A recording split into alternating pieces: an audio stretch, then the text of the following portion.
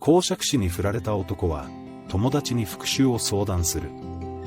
友達は公爵士が読んでいるところに火をつけ、唐辛子を入れてくしゃみを誘い、恥をかせる提案をする。男は準備し、公爵士が読み始めると火鉢に唐辛子を投入し、内輪で仰ぐ。公爵士はくしゃみが止まらず恥をかく。